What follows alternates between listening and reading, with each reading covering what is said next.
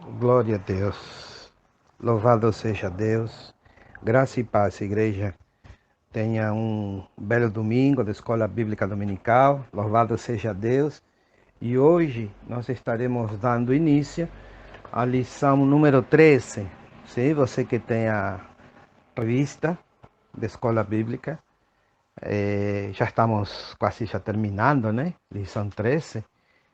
A revista chama-se O Comportamento do Crente, Princípios Bíblicos de Ética Cristã. E na lição número 13, o tema diz: Vivendo uma vida pura. Amém? Vivendo uma vida pura.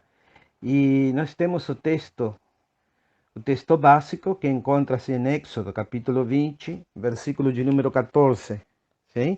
Éxodo, capítulo 20, e o seu versículo de número 14, que diz: Não adulterarás. Amém? Não adulterarás. Oremos. Querido Deus, glorioso Pai, obrigado, Senhor amado, por este lindo domingo da Escola Bíblica Dominical. Nós te louvamos e te agradecemos, querido Deus, por tudo que o Senhor tem feito na nossa vida. Pai, perdoa as nossas maldades, perdoa nossos pecados. Em Cristo Jesus, pelo sangue derramado no Calvário, tenha misericórdia, Pai, nos limpa de toda impureza. Pai, queremos exaltar e glorificar o Teu nome nesta Escola Bíblica Dominical. Abençoa, Pai. Abençoa cada professor, abençoa cada aluno da Escola Bíblica Dominical. E que este estudo nos leve ao crescimento espiritual, para a honra e glória do Teu santo nome. Oramos agradecido em nome do Senhor Jesus. Amém. Glória seja dada a Deus. Então, nesse versículo, não adulterarás. Como poder compreendê-lo hoje? Sempre foi o decálogo, né? Sempre foi a catequese do novo decidido. Quando a gente vem para a nossa escola bíblica, né? Quando a gente vem para a nossa escola bíblica, assim que é novo decidido, novo convertido, a gente chama de catecúmeno. Começa o beabá, sim? Os primeiros passos na caminhada. O primeiro que é trabalhado são os princípios, sim? Os princípios. Não é muita doutrina ainda não, mas os princípios sim. Os princípios do evangelho, sim? Princípios bíblicos, a ética. Mas logo também a doutrina. Ele praticamente vai junto. Os princípios bíblicos, a ética e a doutrina. E principalmente a doutrina batista. Então, sendo assim, a pessoa já sabe que ela tem que dedicar um dia ao Senhor. E esse dia, para nós batistas, é domingo. Sim? Mas além desse dia ao Senhor, ele tem que amá-lo, Senhor, com todas as forças, com toda a sua inteligência, com todo o seu coração. E ali vem, sim, o contexto. O contexto todo dos 10 mandamentos. E quando chegamos a esta lição, não adulterarás, a revista própria sugere este comentário. Quando o adultério se instaura, sim, em uma igreja, quando o pastor cai em adultério, é uma tragédia, sim, é uma tragédia para toda a igreja, mas principalmente para a família, né? Para a família do pastor, é uma tragédia. Mas também deixa uma mancha ministerial naquela igreja, que com o decorrer do tempo sim será subsanada, mas levantar o testemunho não é fácil. Para derrubá-lo é daqui para colar. Agora, para levantar o testemunho não é fácil, sim? E sempre se ouve um comentário sobre adultério. Mas nestes dias falando não adulterarás, não adulterarás, fica às vezes um pouco meio inviável, talvez, né? Primeiro, esse mandamento não é para o mundo. O mundo nem caça, sim? O mundo nem caça. O mundo não vai nem para o altar, nem para o cartório assinar a certidão de casamento. É tico-tico no fubá mesmo. sim? Juntam uma roupinha e assim ficam por um bom tempo. E talvez você conheça gente que tem anos-luz, morando com a mesma pessoa sem ter lhe dado o sobrenome, né? É falta de princípio, falta de dignidade, falta de respeito, eu diria até com seu cônjuge, sim? Porque todo ser que se preza por pessoa, não estou falando por crente não, viu? Crente não, crente é obrigação. Mas qualquer pessoa que se digne como pessoa, ela tem que dar o sobrenome. Tem que dar o sobrenome para sua esposa, para seus filhos. É uma falta de respeito. Uma pessoa que faz isso não tem nenhum pingo de respeito, não tem nenhum pingo de educação, sabe? É por isso que eu digo, esse mandamento não é para mundano. Para o mundano não existe. Não existe, não adulterará, sabe? Mas para nós crentes, deveria ser uma responsabilidade, sim? Primeiro, estar bem casados em Cristo Jesus. E segundo, ensinar a nossos filhos, sim? Ensinar a nossos filhos. Eu sei que talvez, né, os nossos filhos tomam essa dimensão depois que crescem, vão morar em outro estado, vão morar em outro país, em outra cidade, e se tornam adultos e talvez não queiram nem mais casar e morem assim. Mas para o crente, para aquele que tem compromisso com Deus, devemos ser casados sim e tratar de todos os meios de não adulterar, sim? De não viver esse tipo de tragédia ou adultério. Mas devemos reconhecer, sim, devemos reconhecer que é um perigo, né? O adultério é um perigo. E também perceber que ninguém está livre desse pecado. Agora, devemos sim, devemos sim evitar, evitar de todas as maneiras possíveis o adultério, sim? Agora, vamos para o primeiro ponto. O primeiro ponto diz, o que significa não adulterarás? De Éxodo 20:14. E aqui nós temos um comentário, sim, do teólogo, e diz: por adultério compreendemos quebrar, alterar, falsificar, propositada e conscientemente o estado sadio do amor entre pessoas que assumiram publicamente o matrimônio. Louvado seja Deus. Então é quebrar, alterar, falsificar, propositada e conscientemente o estado sadio do amor entre duas pessoas que se juntaram publicamente no santo matrimônio. Louvado seja Deus. Então, sendo assim, nós temos esta consciência, aliança. As alianças são inquebráveis, não podem se quebrar. Sim? Há um texto muito bonito em Gálatas, capítulo 3, que se refere a isso, que a aliança que Deus tem com seu povo é irrevogável. Não dá para revogar. Sabe? O que Deus fez com seu povo, não tem esse que faça anular. Agora, claro, se nós quebramos a aliança, óbvio, teremos consequências. Claro que teremos consequências, sim? Então, por exemplo, quando você olha, você já ouviu isso, né? Você já ouviu isso, ilustrações em casamentos, ou até em palestra para casais, quando você olha para a aliança, o círculo que não tem início, não tem fim, tudo bem. Agora, eu acho assim, né? Achei bonito a aliança e o casal dentro da aliança, dentro desse círculo. Dentro do círculo da aliança, é benção. Você saiu do círculo, quebrou este círculo da aliança e está sujeito, sim, à penalidade desta quebra, desta quebra de vínculo, desta, como disse o autor aqui, né? Alterar, falsificar esta aliança. Assim acontece com Deus. O que Deus fez com a gente é imutável. A aliança que Deus tem com a igreja é inquebrantável, sim? Agora, ao adulterarmos, óbvio, teremos consequências. Primeiro, a consequência espiritual. Segundo, consequência emocional. Não vai ser o mesmo. Quem for que adulterar, pode ser homem, pode ser mulher. Sim, não tem essa de que mulher não adultera, adultera sim. E dentro da igreja, adultera também. Sim, adultera também. Sim, pastor, que isso, pastor? Eu lhe digo porque já vi, viu?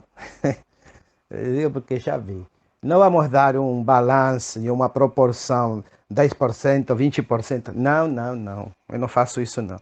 Eu sei que os dois adulteram. Homem e mulher adulteram na igreja, sabe? Então, sendo assim, há consequências na quebra da aliança. Há consequências espirituais, consequências emocionais e consequências físicas. Quando há filhos, sabe?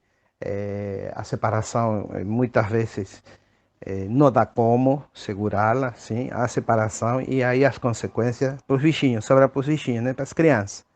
Aquele negócio de ficar um tempo com o pai, um tempo com a mãe, uma férias com os pais, uma férias com a mãe, uma festa de Natal com a mãe, Ano Novo com o pai e o padrasto, e aquele negócio, sabe, aquela gastura toda que envolve uma separação, e não precisa ser por adultério, mas quando é adultério, a tragédia é maior. Sim, as sequelas são maiores. Sim, então, isto, né, que significa o adultério. Mas há uma cita bíblica, aí em 1 Timóteo, capítulo 4, versículo 3. Por favor, vamos ler, sim? E bom que você leia o versículo, mas também o contexto, sim? 1 Timóteo, capítulo 4, e o seu versículo de número 3. Louvado e exaltado seja o nome do Senhor. 1 Timóteo 4, verso 3, diz a palavra do Senhor, que proíbem o casamento e exigem abstinência de alimentos que Deus criou para serem recebidos com ações de graça pelos fiéis e por quantos conhecem plenamente a verdade. Mas quando você vê esse versículo dentro do seu contexto, você vai ver que isso aí é para hoje, para os últimos dias. O versículo de número 1 desse capítulo 4 diz, ora, o Espírito afirma expressamente que nos últimos tempos possivelmente seja hoje, sim? Alguns apostatarão da fé por obedecerem a espíritos enganadores e a ensinos de demônios, pela hipocrisia dos que falam mentiras e que têm cauterizado a própria consciência, que proíbem o casamento. E aí está inserido este versículo 3 nesse contexto. É para os últimos dias, sim? É para os tempos de apostasia e é para os tempos onde o matrimônio deixará de ser venerado, deixará de ser sagrado. E diga-se de passada, nossos bastidores evangélicos, sim? Eu não estou falando, minha irmã e meu irmão, por favor, não estou falando do seu matrimônio, não estou falando do meu matrimônio.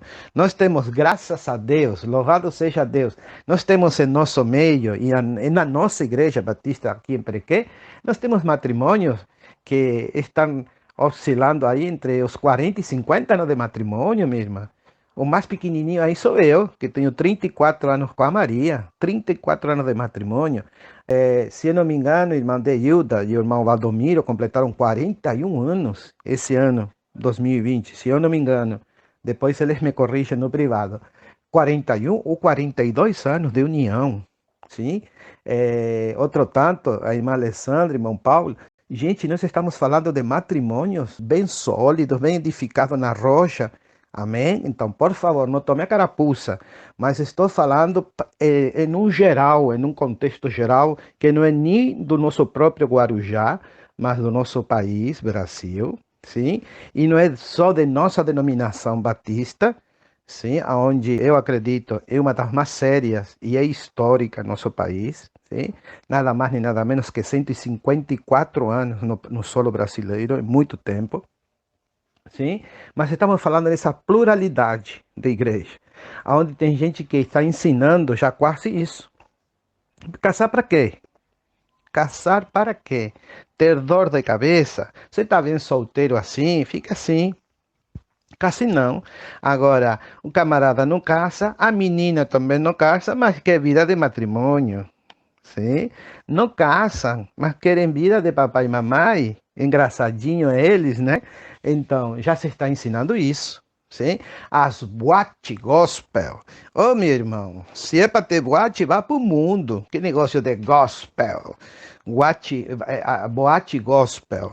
A cachaça também, cerveja gospel. Pelo amor de Deus. Sim? Pelo amor de Deus. E o sexo também é gospel?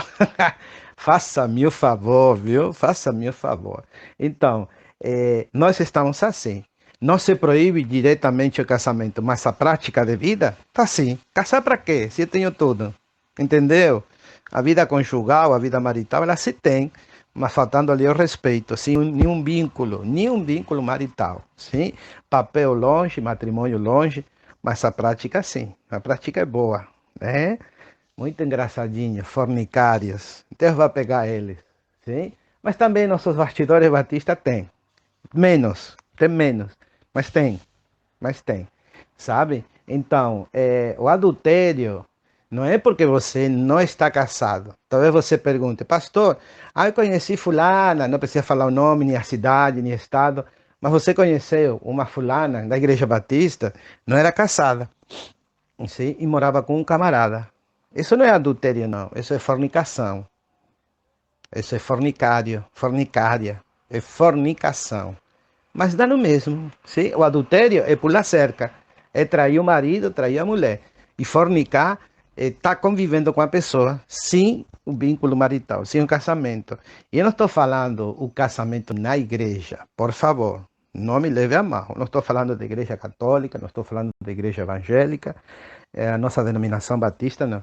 O casamento para nós, o casamento sempre é civil com efeito religioso. Se a pessoa quer casar na igreja evangélica, na igreja católica, pode casar. Mas o verdadeiro casamento é o papel. Sim? O verdadeiro casamento no cartório. Aí você recebe casamento. Aí talvez você me diga, e união estável serve? Sim?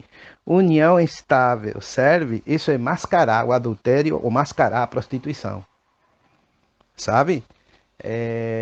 Não é o tema de hoje, vivendo uma vida pura, sim, mas é pertinente. Talvez você queira fazer essa pergunta e agora com esse modo online, você não está na igreja, e você não pode levantar a mão e perguntar. A escola bíblica é bom por isso, né? No tete a tete, no olho a olho, que você levanta a mão, pastor, ou professor, professora, e aí você manda ver a pergunta. União estável, meu irmão, minha irmã, não é casamento. Sim, não é casamento. Bom é, bom é. Tá, é assim que quando você faz o papel, o documento de união estável, não vem no cabeçalho certidão de casamento. Não vem. E se não vem, é porque não é casamento. Sim? É uma união. E união estável, me permita também, já que está, união estável se faz hoje entre dois homossexuais. Sim? União estável se faz hoje entre duas lésbicas. União estável se faz hoje com um menor de idade. Você fala, pastor, que isso, pastor? Sim, sim, eu lhe digo porque já vi, viu, irmão? Já vi, viu? E em igreja batista. União estável, sim, não casamento. A moça era casada e bem casada, separou porque adulterou e depois fez uma união estável com um menor. Então, a situação é sinceramente tristíssima, triste, muito triste. Então, fornicário é fornicário, separe. Adultério, aquele camarada que casou, sim, aquele camarada que casou e ele adultera traindo seu esposo ou a sua esposa, amém? Eu quero pedir perdão aos irmãos que estão me ouvindo. Tem um camarada aqui mexendo no carro e lamentavelmente não tem onde me esconder, sim? Tanto a minha sala como o meu quarto ficam para a rua, as janelas. Está tudo fechado, mas talvez você ouça esse barulho de carro, viu? Me desculpe. Sim? Então, meus irmãos, atentemos para isso. Sim? Atentemos para isso. Que tem gente já, nesses últimos dias, proibindo o casamento. Sim?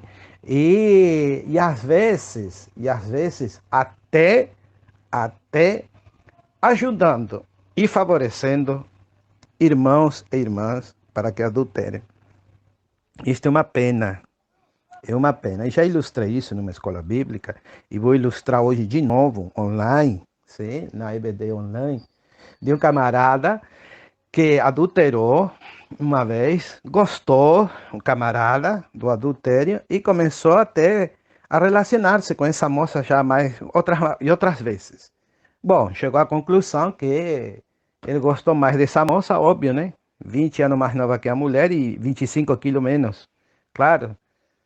Aí separou. Mas como camarada, tinha um dízimo muito alto nessa igreja batista, muito alto. Ele vinha comentando com o pastor. Aí o pastor, sim, aí o pastor, sem vergonha, sim, pastor sem vergonha, ouviu direitinho? Pastor sem vergonha, falou para ele: olha, vamos remover a sua esposa para outra igreja, claro, porque quem dava o dízimo era ele, né? Entendeu? Vamos remover a sua esposa para outra igreja.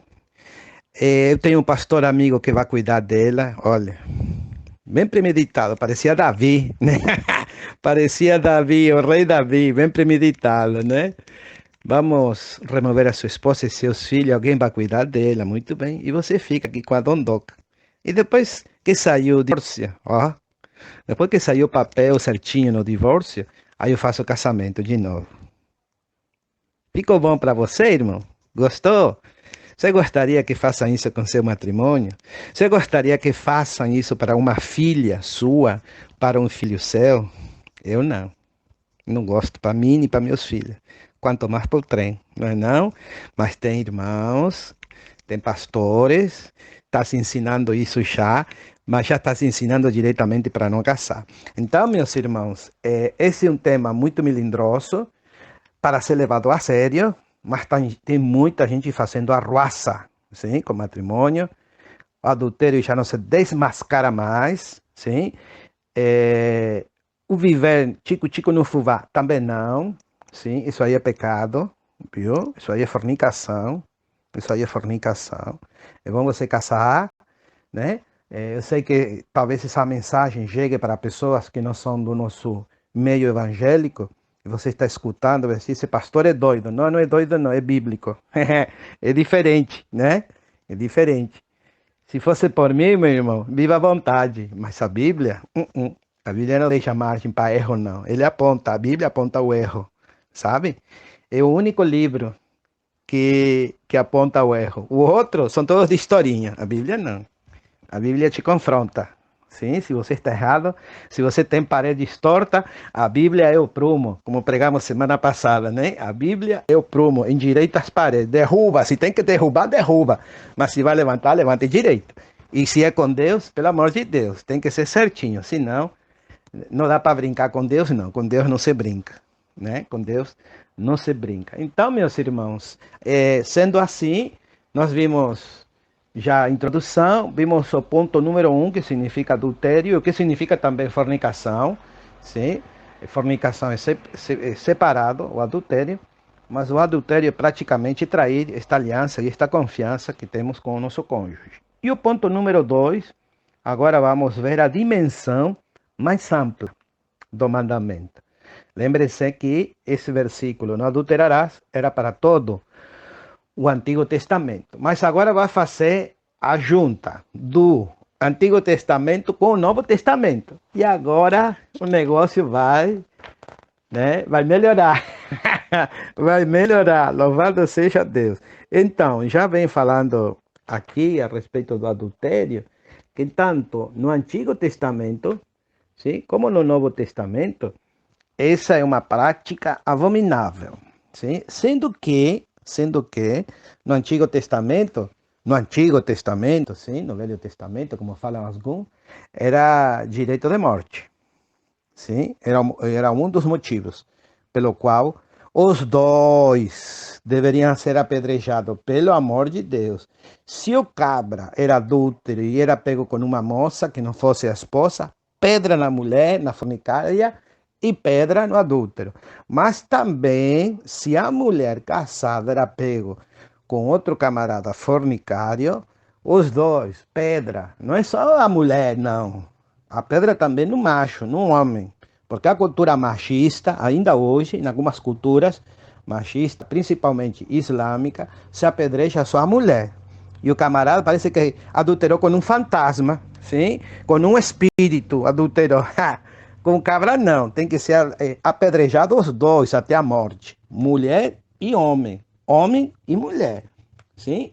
Mas nós podemos ver que no Antigo Testamento, veja aí na revista, né? E o nosso irmão Laércio sempre tem essa decência de colocar a página aí, no ponto de número 2, fala sobre, diz assim, o Antigo Testamento vê o adultério como algo hediondo, algo hediondo. Está ali em Jó, o livro do profeta Jó, capítulo 31, versículo de número 11, hediondo. Viu quando você vê na televisão um crime, e o crime tem essa conotação de hediondo? Bom, assim vê Deus o adultério. É um ato repugnante, hediondo. Sim? E também é visto no profeta Jeremias, capítulo 29, como uma loucura. Engraçado, né? Quando a mulher adultera é uma louca, cometeu uma loucura. Quando o homem adultera, parece que não, né? Mas é uma loucura. O castigo para o adúltero na lei de Moisés era a morte por apedrejamento. Tratava-se de algo tão sério que o próprio Deus era o vingador. Isso está retratado em Jeremias capítulo 5, versículos 8 e 9. Apesar disso, o pecado de adultério é tão perigoso que mesmo um homem como Davi, colchetes, e entre aspas, abre aspas, homem segundo o coração de Deus, fecha aspas, complicou a sua vida exatamente na prática do adultério. Eu gostaria que você fizesse um auto assim, 3 minutinhos, 2, 3 minutinhos, para lembrar. Quando pecou Davi, sim, um homem segundo o coração de Deus, ele fez duas coisas hediondas. Primeiro, tudo aconteceu por desobediência. Ele não foi para a peleja. Como rei, ele tinha que estar à frente da peleja. Ele mandou seus generais, mas ele não foi. Ele deveria ter ido até para espiar e até para organizar as tropas, mas ele não foi. Ele ficou no palácio. E em ficando no palácio, ele estava passeando no seu terraço do palácio e ele, por uma janela, ele viu uma moça tomando banho. Diga-se de passada, a moça era casada, sim? E casada com um general de guerra muito bravo, muito valente, Urias, sim? Ele não premeditou o assassinato, não sabia de quem era a mulher primeiro, mas ele sabia que era casada. E ele a conheceu, sim? Ele a conheceu, ele teve relacionamentos, adulterou ele sendo casado e ela também sendo casada com Urias. Sim? Ela poderia também colocado refreio, mas como falar para um rei que não? Cortava a cabeça do mesmo jeito, né? Ia morrer de um jeito ou do outro. Mas tudo bem, vamos lá. Mas ninguém adultera sozinho, viu? Precisa outro para adulterar. Então você pode falar não. A gente pode falar não. Tudo bem. Depois que adulteraram os dois, ele mandou matar. Ele mandou matar Urias, o general Urias. O que aconteceu? A espada nunca se afastou da casa de Davi. Entre filhos se mataram, foi um horror. Dividiu-se o reino. Depois de Davi, sim, já a descendência de Salomão, Roboão e companhia, dividiu o reino do norte e o reino do sul. E esse horror todo, sim, da divisão do reino, culpa de quem? De Davi, do adultério de Davi, né? Irmãos, como falamos na introdução, o adultério deixa sequelas seríssimas, seríssimas. Filhos que talvez nunca mais se afirmem emocionalmente, filhos que talvez tomem uma vida descarriada para sempre sexualmente, sim, sexualmente. Mas não precisa também de adultério, às vezes acontece, né? De alguém tomar uma vida assim de devassidão, mas o adultério é propício para tudo isso, para que aconteça os desmanes dentro de casa. Sim? Então, essas foram as consequências do adultério de Davi com Berseba. Mas, no Novo Testamento, recebemos orientação mais precisa de que o adultério tem sua raiz no interior da pessoa, numa mente poluída e num coração cheio de impureza. E lembre-se que disse em Mateus, capítulo 12, versículo 34, que a boca fala do que o coração está cheio. Então, a boca começa a falar palavras de baixo escalão, sim? Palavras pejorativas, sexuais, sim? Pensamentos impuros. Sim? A boca começa a falar, mas já o coração está cheio disso. Sim? E ali já começa a ser alimentado o homem carnal que existe em nós. O homem espiritual começa a ser engodado por este homem que começa a ser alimentado por estas palavras de baixo escalão, por estes pensamentos impuros, por conversas. Já vamos ilustrar isso, sim? Já vamos ilustrar isso. Mas a boca fala do que o coração está cheio. E vamos ver aqui em Tiago, capítulo 1, por favor. Está ali também, né? Aqui na revista, sim. Mas vamos ler.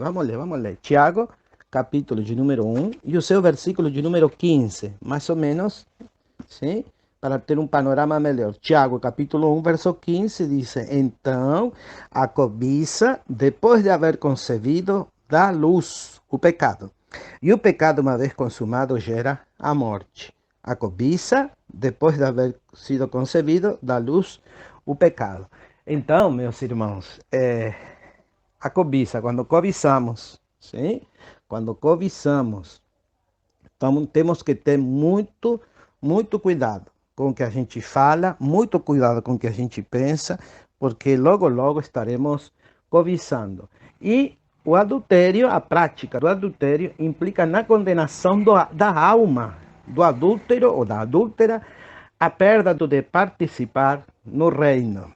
E aí, sim, e aí talvez você me diga aquela bela frase, sim, que nós temos decorada: a salvação não se perde, sim, a salvação não se perde. 1 Coríntios, você já, acho que já pregou isso, né? Mas vamos lá, 1 Coríntios, capítulo 6, versículo de número 9, você sabe de cor e salteada. 1 Coríntios 6, verso 9, diz: Ou não sabeis que os injustos não herdarão o reino de Deus? Não vos enganeis, nem impuros, nem idólatras, nem adúlteros, nem efeminados, nem sodomitas. E aqui está, dentro de todo esse grupo, adúlteros. Então, meus irmãos, não devemos nos enganar. Não devemos nos enganar. Vamos a parar nesse ponto 2, porque ainda tem muita coisa para acontecer. Vamos deixar para o próximo domingo. Mas vamos encerrar essa parte, sim? Vamos encerrar essa parte nesse versículo, sim? Nesse versículo, 1 Coríntios 6, verso 9. Nem os adúlteros. Por quê? Tem muitos pastores, irmão, adulterando, sim? E se eu já estou falando a pastorada, imagine aí a grei, sim? Então tem muita gente que talvez viu o pastor abandonar a sua esposa, seus filhos, disse: o pastor fez, deixou a cancela aberta, né? A porteira aberta, para que isso aconteça. E não deve acontecer, não deve ser prática da grei isto é pecado. E este pecado é um pecado que a pessoa pode se arrepender, sim? Pode se arrepender, mas não vindo a se arrepender e viver nesta vida de adultério, ela vai acarretar a perca da salvação. Amém? Vamos a parar aqui. Vimos o ponto 1, o ponto 2. Deixaremos parte 3 e conclusão para o próximo domingo. Eu quero orar por você. Amém? Eu quero orar por você. Feche seus olhos. Feche seus olhos. Vamos orar. Deus, bondoso Pai, obrigado, Senhor, por este estudo bíblico. Obrigado, Pai, pela escola bíblica que nós temos. Nós te louvamos, Pai. Se não fosse pela internet, nós estaríamos, óbvio, na igreja. Mas obrigado por esta ferramenta que temos. O estudo, a mensagem chega ao teu servo, à tua serva ali, no seu lar. Obrigado, Pai, porque entendemos que o adultério não somente macula o nosso leito, sino que ele traz uma desgraça para esta quebra de aliança, esta fratura, querido Deus, que pode acontecer espiritual, emocional e também, óbvio, pode acontecer fisicamente, através da separação. Mas, querido Deus, nos guarde, Senhor, de todo adultério, nos guarde, querido Deus, de toda a maquinação do inimigo, nos guarde, querido Deus, a cada servo, a cada serva tua. Pai, a esta amada e este amado que não são evangélicos, e querido Deus, tem uma família bem constituída, o Senhor também guarde estas famílias, Pai, para a honra e glória do teu santo nome. O Senhor guarde o matrimônio, guarde o lar, em nome do Senhor Jesus, porque se o Senhor não edificar o lar, não edificar a casa, em vão trabalha, em vão se esforça aqueles que tentam edificar. Mas, querido Deus, o Senhor poupe a este varão do adultério, o Senhor poupe a esta varoa do adultério. Querido Deus, em nome do Senhor Jesus, colocamos a nossa vida, nosso matrimônio, a nossa família nas tuas poderosas mãos, e está nas tuas mãos. O Senhor verdadeiramente fará maravilhas através das famílias. Pai, muito obrigado. Querido Senhor, continua operando em nosso meio. Pai, que nossos filhos, os netos, as futuras descendências, bisnetos, e se alguém vê os tataranetos, querido Deus, que vejam este ícone, querido Deus, da família, este paradigma da família que chegou a seus 50, 60, 70 anos de matrimônio. Louvado seja Deus, engrandecido seja teu nome em nossa vida, querido Deus. Se o Senhor nos dá vida e saúde, e se o Senhor não vier nestes dias, que nossos dias fossem prolongados, o Senhor nos ajude para mantermos em união o nosso casamento. Pai, muito obrigado. As tuas mãos poderosas seja com cada família da nossa igreja e também de amigos e visitantes. Muito obrigado. Oramos agradecidos, com perdão de pecados, em nome do Senhor Jesus. Louvado seja Deus. Amém. Amados, então a gente se vê daqui a pouco, sim? Nos vemos no culto mais tarde, no culto evangelístico, e tem um domingo na presença do Senhor. Já falta pouquinho e a gente se estará vendo. Amém? Deus abençoe sua vida, em nome de Jesus. Um forte abraço.